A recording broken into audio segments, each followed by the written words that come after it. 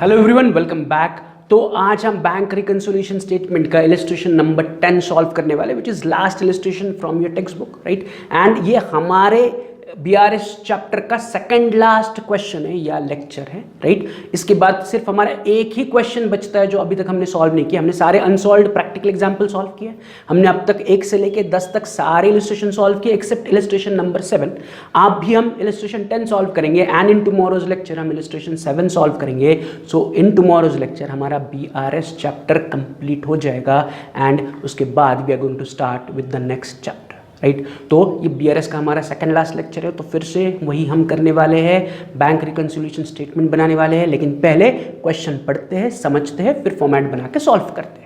क्या कह रहे हैं वो? From the following particulars prepare a bank reconciliation statement as on 31 Jan 2019।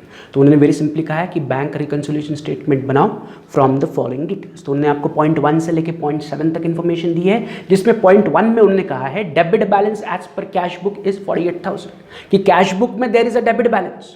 So debit balance है, but what I need whether it is overdraft और bank balance. अगर वो कहते हैं डेबिट बैलेंस या फिर वो कहते हैं क्रेडिट बैलेंस, तो I need to convert it into कि whether it is a bank balance as per cash book और whether it is a bank overdraft as per cash book. तो उसके लिए मैंने आपको नोट लिख के दी थी। तो उस नोट में मैंने आपको 4 पार्ट्स दिए थे कि if there is a debit balance as per cash book it will be termed as bank balance as per cash book. If there is a credit balance as per cash book it is bank overdraft as per cash book. If there is a debit balance as per passbook it is bank overdraft as per passbook. And if there is a credit balance as per passbook it is normal, that is bank balance as per passbook. तो इन चारों में अभी हम कहां fit होते हैं? तो उन्होंने फिर से देखो क्वेश्चन में कहा है debit balance as per cash book, यानी कि simply the first point only, the debit balance as per cash book will be termed as bank balance as per cash book.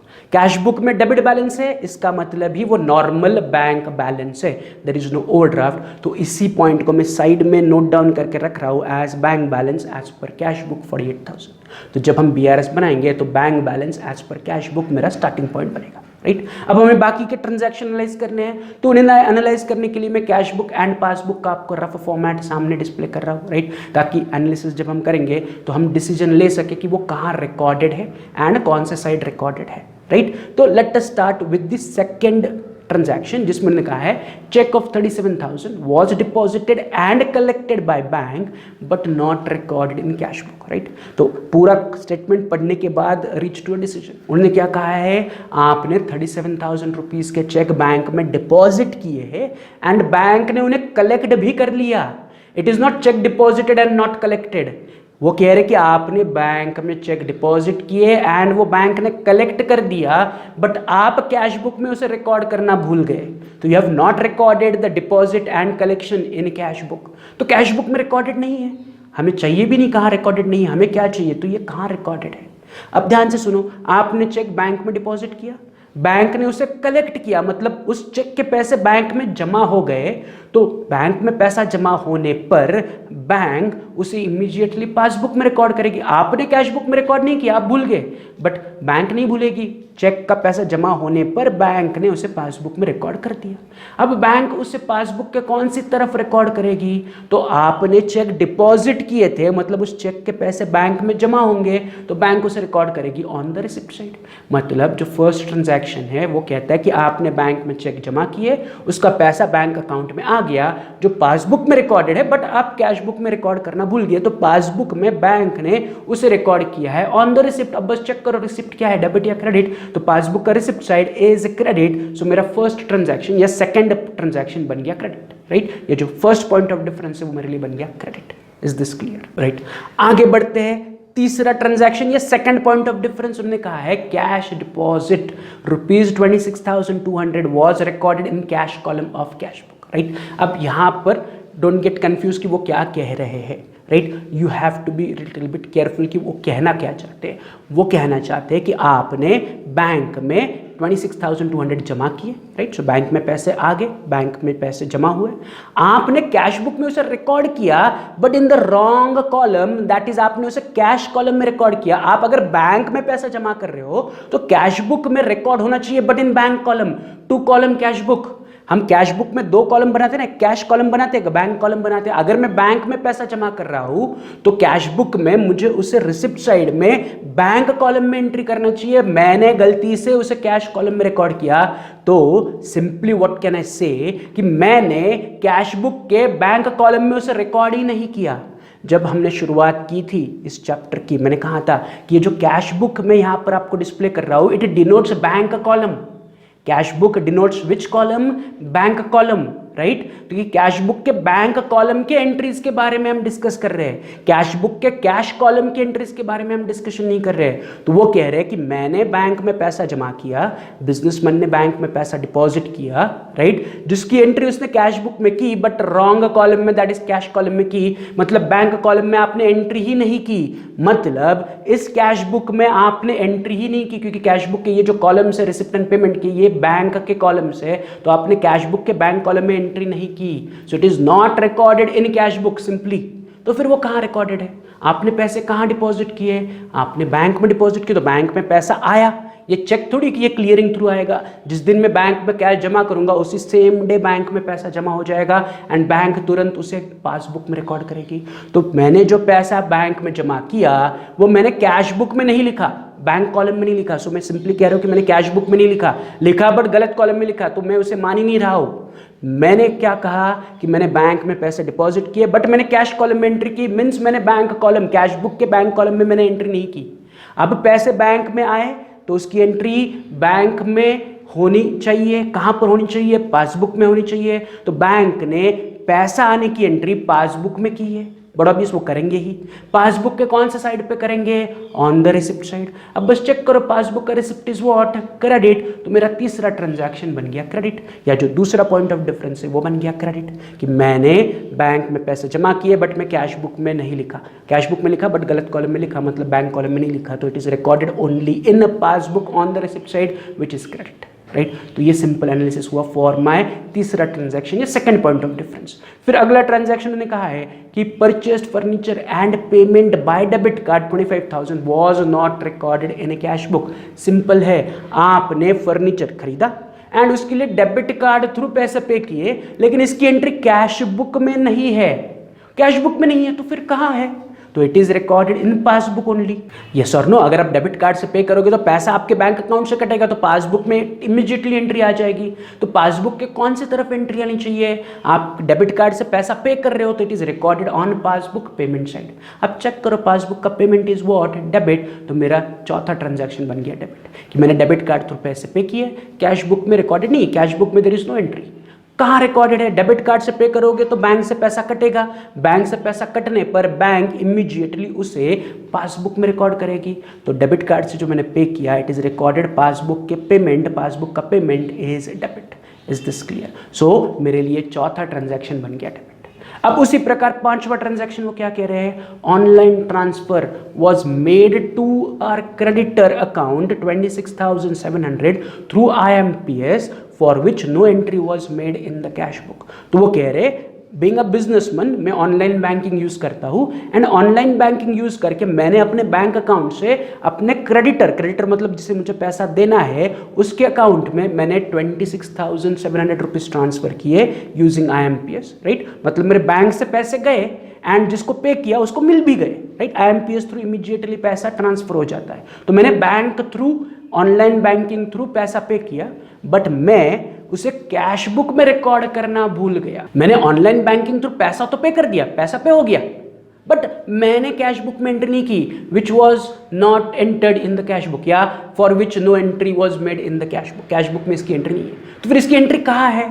तो इसकी एंट्री बड़ा ऑब्वियस पासबुक में है, क्योंकि मैं bank से IMPS थ्रू पैसा पे कर रहा हूँ, बैंक तुरंत उससे मुझे उसकी एंट्री पासबुक में करेगी। तो it is recorded on passbook या इन पासबुक। अब पासबुक के कौन सी तरफ रिकॉर्ड करेगी बैंक? बड़ा ऑब्वियस पेमेंट में, क्योंकि मैंने IMPS थ्रू पैसे पे किए तो मेरे बैंक अकाउंट से पैसे कटे जा रहे हैं, तो बैंक पासबुक के पेमेंट में उसे रिकॉर्ड करेगी। तो चेक करो, पासबुक का पेमेंट इज व्हाट? पासबुक का पेमेंट इज डेबिट। तो मेरी पांचवी ट्रांजैक्शन इज डेबिट, या मेरा चौथा point of difference is debit, right. तो ये चौथा पॉइंट ऑफ डिफरेंस, ये पांचवा ट्रांजैक्शन हुआ। फिर सिक्स्थ उन्होंने क्या कहा है, ध्यान से पढ़ो, सिंपल है वो भी, telephone bill of 7,250 and electricity bill of 8,250 paid through online banking was not recorded in cash book. Same fifth transaction जैसे ही मैंने ऑनलाइन बैंकिंग यूज करके इलेक्ट्रिसिटी बिल पे किया, टेलीफोन बिल पे किया, राइट, मतलब मेरे बैंक से पैसे तो कटे, लेकिन मैंने इस कैश बुक में उसकी एंट्री नहीं की है। सो अगेन जो sixth transaction is not recorded in cash book. So हमें सोचना है कहाँ रिकॉर्डेड है, तो मैंने ऑनलाइन बैंकिंग थ्रू पैसे पे किए, मतलब बैंक से पैसे कटे, तो बैंक से पैसा कटने पर बैंक उसे कहाँ रिकॉर्ड करेगी, पासबुक में। पासबुक के कौन सी तरफ रिकॉर्ड करेगी, पेमेंट की तरफ, बिकॉज मैं पे कर रहा हूँ लाइट बिल एंड या telephone bill and electricity bill, ये सॉरी ना, तो पासबुक के पेमेंट में, तो पासबुक का पेमेंट इज वॉट, डेबिट, तो मेरा सिक्स्थ ट्रांजैक्शन भी बन गया डेबिट, सिंपल। लास्ट सेवेंथ उन्होंने क्या कहा है, check received from Vinod 28,600 paid into bank was dishonored, right, on 27th Jan 2019 but advice was received only on 4th of Feb 2019। ध्यान से पढ़ो, इसे भी स्टार मार्क करो, ये पहले भी हमने डिस्कस किया हुआ है कि वो कह रहे कि विनोद नाम का आपका कोई डेटर है जिससे पैसे आने थे, उसने आपको चेक दे दिया, राइट, आपने वो चेक तुरंत क्या किया, आपके बैंक में डिपॉजिट कर दिया, चेक आपने बैंक में डिपॉजिट कर दिया। अब बैंक ने उस चेक के पैसे आपके अकाउंट में जमा किए क्या, आंसर इज नो, क्योंकि वो चेक डिसऑनर हुआ। चेक क्या हुआ, डिसऑनर हुआ। डिसऑनर हुआ मतलब क्या, चेक बाउंस हुआ, उस चेक के पैसे आपके खाते में जमा नहीं हुए। देखो मैं क्या कह रहा हूं, मुझे चेक मिला, चेक मिलने पर मैं तुरंत जाके उसे बैंक में डिपॉजिट करूंगा, बैंक में चेक डिपॉजिट हुआ, लेकिन डिपॉजिट करने पर मेरे अकाउंट में पैसे थोड़ी जमा इमीडिएटली जमा होंगे, उसके लिए तो टाइम लगेगा, क्लियरिंग सिस्टम थ्रू वो क्लियर होकर मेरे अकाउंट में जमा होंगे, राइट। अब क्लियरिंग सिस्टम थ्रू बैंक को ऐसा पता चला कि जो विनोद है उसने पैसे ही नहीं दिए या उसके अकाउंट में पैसे कम थे, उसकी सिग्नेचर गलत थी, तो वो चेक डिसऑनर हुआ, मतलब जो चेक मैंने बैंक में डिपॉजिट किया उसके पैसे मेरे खाते में जमा हुए क्या, answer is no. Getting it, कि इसका कोई भी एंट्री पासबुक में नहीं है, क्योंकि चेक डिसऑनर हुआ, ना पैसे आए ना पैसे गए, राइट। बट जब मैंने चेक बैंक में डिपॉजिट किया था, तब मैं डिपॉजिट करते वक्त या जब मुझे चेक मिला था, तो चेक मिलते वक्त मैंने तो उसे रिकॉर्ड किया था। मैंने कहाँ रिकॉर्ड किया था, मैंने रिकॉर्ड किया था इन कैश बुक। ये सॉरी, चेक मिला और फिर मैंने डिपॉजिट किया ना, तो चेक मिलने पर मैंने कैश बुक में रिकॉर्ड किया, on which side, on the receipt side, yes और नो। तो कैश बुक के रिसिप्ट साइड में इस चेक की एंट्री है, but on the other hand ये चेक डिसऑनर हुआ, इसलिए पासबुक में इसकी कोई भी एंट्री नहीं है, राइट। और चेक डिसऑनर हुआ ये मुझे इंफॉर्मेशन फेब मंथ में मिली, तो फेब मंथ में मैं इसे रिवर्स करूंगा, तो फेब मंथ हमारे बीआरएस का हिस्सा ही नहीं है, ही नहीं, क्योंकि हम जैन मंथ के लिए बीआरएस बना रहे हैं। तो जैन में ये चेक कैंसिल करने की एंट्री हमारे पास कैश बुक में नहीं है। कैश बुक में जैन मंथ में केवल चेक डिपॉजिट करने की एंट्री है। चेक तो मैंने डिपॉजिट किया तो उसकी एंट्री कैश बुक में है, लेकिन उसके पैसे पासबुक में जमा नहीं हो सके क्योंकि चेक डिसऑनर हुआ, यस और नो। तो चेक डिसऑनर हुआ मतलब उसके पैसे पासबुक में नहीं आए, बट चेक मैंने बैंक में डिपॉजिट किया था, चेक मुझे मिला था, तो चेक मिलने पर मैंने तो उसे कैश बुक में रिकॉर्ड किया था ऑन द रिसिप्ट साइड। तो ये चेक की एंट्री कहाँ है, तो इस चेक की एंट्री केवल कैश बुक के रिसिप्ट में है। कैश बुक का रिसिप्ट इज डेबिट, राइट। तो मेरे लिए लास्ट ट्रांजैक्शन बन गया डेबिट, राइट, कि चेक डिपॉजिटेड बट डिसऑनर्ड। उसे मैं क्या कहूँगा, चेक डिपॉजिटेड एंड डिसऑनर्ड, इसलिए वो डेबिट है। Is this clear? तो ये मेरा फाइनल एनालिसिस हुआ फॉर ऑल दिस 7 ट्रांजैक्शन की। पहला तो मेरे लिए स्टार्टिंग पॉइंट बनेगा, दूसरा क्रेडिट है, तीसरा क्रेडिट है, चौथा डेबिट है, पांचवा डेबिट है, छठा डेबिट है एंड सातवां ट्रांजैक्शन इज ऑल्सो डेबिट। तो यहाँ पर मुझे 4 डेबिट 2 क्रेडिट मिले, जिससे लेके मुझे बीआरएस बनाना पड़ेगा by using this 4 step. Step 1 कहता है प्रिपेयर अ फॉर्मेट। तो मैं फटाफट आ रहा हूँ ऑन अ फ्रेश पेज में फॉर्मेट बना रहा हूँ in the books of dash, क्योंकि यहाँ पर उन्होंने नाम नहीं दिया किसके लिए ट्रांजैक्शन है। Bank reconciliation statement as on 31 Jan 2019, regular particular amount regular format, right. तो ये फॉर्मेट रेडी है। अब फॉर्मेट बनने के बाद स्टेप 2 क्या कहता है, सिलेक्ट स्टार्टिंग पॉइंट, जो ऑलरेडी हमने साइड में जॉट डाउन करके रखा था as bank balance as per cash book. तो मैं इसको उठा रहा हूँ, अपने बीआरएस के फर्स्ट लाइन पर लिख रहा हूँ bank balance as per cash book 48,000, right. मेरा स्टार्टिंग पॉइंट आ गया। स्टेप 2 हो गया। स्टेप 3 क्या कहता है, स्टेप 3 कहता है select formula as per starting point, right. तो मेरे पास ये 4 फॉर्मूलेज है। तो मेरा स्टार्टिंग पॉइंट है bank balance as per cash book. तो फॉर्मूला नंबर 1 उसके लिए फिटेड है, which says add credit minus debit. तो कौन सा फॉर्मूला मैं यहां पर यूज करूंगा, फर्स्ट फॉर्मूला, क्योंकि मेरा स्टार्टिंग पॉइंट है bank balance as per cash book. तो formula I have to apply add credit minus debit, right. तो फॉर्मूला भी सिलेक्ट हो गया। अब फॉर्मूला सिलेक्ट करने के बाद सिंपली क्या है, प्रिपेयर बीआरएस। BRS का स्टेटमेंट बनाओ by using the formula add credit, that is credit के पॉइंट ऑफ डिफरेंसेस ऐड करो, डेबिट के पॉइंट ऑफ डिफरेंसेस सब्ट्रैक्ट करो, आपको फाइनल आंसर मिल जाएगा, राइट। तो मैं for reference purpose formula side में लिख रहा हूं, राइट। फॉर्मूले के पहले हिस्से पर मैं कॉन्सेंट्रेट कर रहा हूं। फॉर्मूले का पहला हिस्सा क्या कहता है, ऐड क्रेडिट, राइट। तो मैं अपने स्टेटमेंट में लिख रहा हूं ऐड, राइट। कौन से आइटम्स मुझे ऐड करनी है, कौन से पॉइंट ऑफ डिफरेंसेस ऐड करने, क्रेडिट वाले। तो क्वेश्चन में देखो second transaction and third transaction are credit for me, तो इन दोनों को उठा के मैं अपने स्टेटमेंट में लिखूंगा। ऐड क्रेडिट प्रिंसिपल का यूज कर रहा हूं या ऐड क्रेडिट रूल यूज कर रहा हूं, एंड क्रेडिट के पॉइंट ऑफ डिफरेंसेस ऐड करूंगा इन माय बीआरएस। तो क्रेडिट का पहला डिफरेंस इज वेरी सिंपल कि चेक 37,000 आपने बैंक में डिपॉजिट किया, बैंक ने कलेक्ट किया, बट आप कैश बुक में लिखना भूल गए, तो उसका स्टेटमेंट में भी उसी तरह लिखूंगा। तो मैं पहला स्टेटमेंट लिख रहा हूं, check deposited and collected by bank not recorded in cash book ₹37,000। मैंने चेक बैंक में डिपॉजिट किए, बैंक में उसके पैसे आ भी गए, बट मैं कैश बुक में उसे रिकॉर्ड करना भूल गया। तो check deposited and collected by bank not recorded in cash book ₹37,000। This is my first credit का पॉइंट ऑफ डिफरेंस, राइट। फिर क्रेडिट का सेकंड पॉइंट ऑफ डिफरेंस, उन्होंने कहा है कि cash deposited 26,200 was wrongly recorded in cash column of cash book, मतलब cash book के bank column ने आपने उसे एंट्री नहीं किया, पासबुक में it is recorded, right, but आपने कैश बुक के बैंक कॉलम में रिकॉर्ड नहीं किया, आपने कैश बुक के कैश कॉलम में रिकॉर्ड किया, विच इज रॉन्ग, राइट। तो उसका भी स्टेटमेंट में उसी प्रकार नीचे लिख रहा हूं, मैं लिख रहा हूं cash deposited wrongly recorded in cash column of cash book ₹26,200। Simple statement है कि मैंने पैसे जमा किए बैंक में, बैंक कॉलम में लिखने की जगह मैंने कैश बुक के कैश कॉलम में उसे रिकॉर्ड कर दिया। तो ये मेरे दोनों भी क्रेडिट आ गए, राइट। अब इन दोनों क्रेडिट का करना क्या है, मुझे टोटल आउटर कॉलम में लेके जाना है। तो 37,000 प्लस 26,200 इज 63,200। तो क्रेडिट के पॉइंट ऑफ डिफरेंसेस का total is 63,200। As per rule मुझे ऐड क्रेडिट के पॉइंट ऑफ डिफरेंसेस ऐड करना है। तो मेरा स्टार्टिंग पॉइंट है 48,000 प्लस 63,200, मेरा सब टोटल आ रहा है 1,11,200। 1,11,200 इज माई सब total after adding the credit के पॉइंट ऑफ डिफरेंसेस। अब रूल का दूसरा हिस्सा क्या कहता है, सब्ट्रैक्ट डेबिट। तो डेबिट के पॉइंट ऑफ डिफरेंसेस मुझे बीआरएस स्टेटमेंट से सब्ट्रैक्ट करने हैं, तो मैं अपने स्टेटमेंट में लिख रहा हूँ लेस, राइट। कौन से पॉइंट ऑफ डिफरेंस लेस करने हैं, डेबिट के। तो क्वेश्चन में मैं डेबिट के पॉइंट ऑफ डिफरेंसेस हाईलाइट कर रहा हूँ। देखो लास्ट 4 डेबिट है, fourth transaction, fifth, sixth and seventh, ये चारों डेबिट है। एक एक करके उठा के अपने स्टेटमेंट में लिखते जाओ। तो डेबिट का पहला स्टेटमेंट है जिसमें उन्होंने कहा है कि आपने डेबिट कार्ड से पे किया, लेकिन आप कैश बुक में रिकॉर्ड करना भूल गए। फर्नीचर खरीदा, डेबिट के कार्ड से पे किया, लेकिन कैश बुक में लिखना भूल गए। तो मैं सिंपल से उसका स्टेटमेंट लिख रहा हूँ, payment made by debit card not recorded in cash book ₹25,000, right. कि मैं सिंपली क्या लिख रहा हूँ कि मैंने डेबिट कार्ड थ्रू पैसा पे किया, लेकिन कैश बुक में रिकॉर्ड करना भूल गया। या if you want you can write purchased furniture and payment by debit card not recorded in cash book. Choice is your. इस स्टेटमेंट के लिए आपके मार्क्स कम या ज्यादा नहीं होंगे, फाइनल आंसर के लिए आपके मार्क्स कम या ज्यादा होंगे। अगर उनका आंसर और आपका आंसर सेम है तो आपका एक भी मार्क नहीं कटेगा। हाँ, बट जो स्टेटमेंट लिखा है वो लॉजिकल है, रिलेटेड टू ट्रांजैक्शन है, मन से कुछ भी स्टोरी नहीं लिखना है, राइट। तो statement is simple, payment made by debit card not recorded in cash book, right. ये डेबिट का पहला स्टेटमेंट आ गया। डेबिट का दूसरा ट्रांजैक्शन क्या है कि मैंने ऑनलाइन ट्रांसफर किए अपने कस्टमर को 26,700 थ्रू IMPS, जो अगेन मैं कैश बुक में लिखना भूल गया। तो मैं स्टेटमेंट भी काफी सिंपली उसी तरह लिख रहा हूं। मैंने लिखा online transfer made through IMPS not recorded in cash book 26,700, कि मैंने ऑनलाइन ट्रांसफर किया, राइट, अपने क्रेडिटर को IMPS थ्रू, जो कैश बुक में रिकॉर्डेड नहीं है, 26,700। Online transfer made through IMPS not recorded in cash book 26,700। तो ये क्रेडिट का दूसरा स्टेटमेंट आ गया। अब क्रेडिट का तीसरा ट्रांजैक्शन क्या है कि मैंने telephone bill, electricity bill online banking through पे किया, अगेन उसे मैं अपने कैश बुक में रिकॉर्ड करना भूल गया।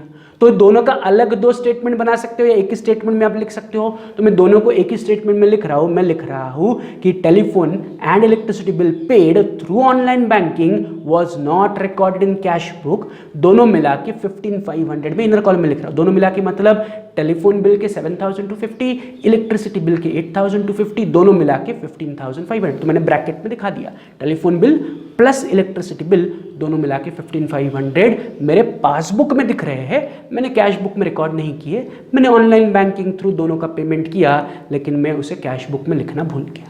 Simple, right. एंड अब चौथा डेबिट का ट्रांजैक्शन या चौथा पॉइंट ऑफ डिफरेंस डेबिट का, जिसमें मैंने कहा है कि विनोद से चेक आया, वो मैंने बैंक में डिपॉजिट किया, लेकिन वो डिसऑनर हुआ इसलिए उसके पैसे बैंक खाते में जमा नहीं हुए एंड उसकी इंटीमेशन मुझे देर से मिली, राइट। मतलब मैंने कैश बुक में जो डिपॉजिट करने की एंट्री थी वो कैंसिल नहीं की है, मतलब चेक को डिपॉजिट करने की एंट्री कैश बुक में अभी भी दिख रही है, डिसऑनर करने की एंट्री कैश बुक में नहीं है, राइट। पासबुक में तो एंट्री होगी नहीं क्योंकि चेक डिसऑनर हुआ, ना पैसे आए ना पैसे गए, बट जब मैंने बैंक में चेक डिपॉजिट किया था तो मैंने तो रिसिप्ट में उसे लिखा था, यस और नो, तो रिसिप्ट की एंट्री मुझे कैंसिल करनी पड़ेगी ना, डिसऑनर हुआ तो रिसिप्ट की एंट्री कैंसिल करनी पड़ेगी, तो वो मैंने नहीं किया है क्योंकि मुझे लेट इंटीमेशन मिला। तो मैं सिंपल स्टेटमेंट लिख रहा हूं कि cheque dishonour not yet entered in cash book. Dishonour की एंट्री मैंने कैश बुक में नहीं की है, चेक डिपॉजिट करने की एंट्री कैश बुक में है बट डिसऑनर की एंट्री कैश बुक में नहीं है। कितने का चेक डिसऑनर हुआ? 28,600, राइट। तो यहां पर मेरे डेबिट के भी चारों आइटम्स आ गए या पॉइंट ऑफ डिफरेंसेस आ गए, बस इनको ऐड करो, आउटर कॉलम में लेके जाओ। 25,000 प्लस 26,700 प्लस 15,500 प्लस 28,600 एडिशन करोगे तो टोटल आ रहा है 95,800। तो जो डेबिट के पॉइंट ऑफ डिफरेंसेस है दे आर 95,800। रूल कहता है कि उन्हें सब्ट्रैक्ट करो, तो 1,11,200 सब टोटल माइनस 95,800, मेरा फाइनल आंसर आ रहा है 15,400। तो 15,400 is my final answer for this question, जिसे हम क्या कहेंगे? तो शुरुआत देखो हमने की थी with bank balance as per cash book. अब कोई नेगेटिव साइन वगैरह नहीं है, सिंपल है, नॉर्मल आंसर है। तो bank balance as per cash book की जगह मैं फाइनल आंसर को लिखूंगा bank balance as per passbook. तो bank balance as per passbook is our final answer for illustration number 10। आपका काम वही है कि फिर से इसे रिवाइज करो, प्लस कल हम सॉल्व करने वाले हैं इलस्ट्रेशन नंबर 7, उसे पढ़ के उसका फॉर्मेट, उसके डेबिट क्रेडिट मार्क करके रखो। इतना काम आपको होमवर्क के लिए करना है, राइट। तो कल हमारा लास्ट लेक्चर होगा on bank reconciliation statement. Keep on practising, right. BRS मैंने शुरुआत में ही कहा था वेरी टेक्निकल टॉपिक है, you need a lot of practice for this topic, revise it them again and again, right. तो जितने भी सॉल्व्ड एग्जाम्पल है, अनसॉल्व्ड एग्जाम्पल है, उनको फिर से रिवाइज करो। सबका सॉल्यूशन आपके पास आपके ऐप में वीडियो लेक्चर के तौर पे, तो आपको अगर रिवाइज भी करना है तो आप वीडियो लेक्चर को रिप्ले करके सारे पॉइंट्स रिवाइज कर सकते हो, फिर से कंसेप्ट के लेक्चर आप पढ़ सकते हो। So the choice is yours, right. चलो तो मिलते हैं कल, तब तक have a good day, see you, bye.